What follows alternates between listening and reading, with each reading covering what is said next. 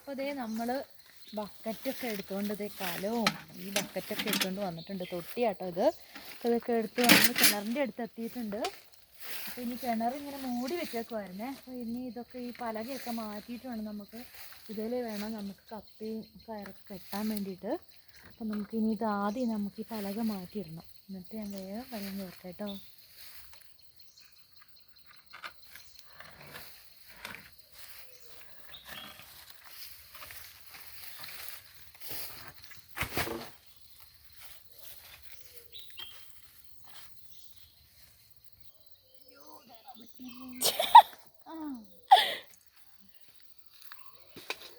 ഇതെന്ത് കാണിക്കുക?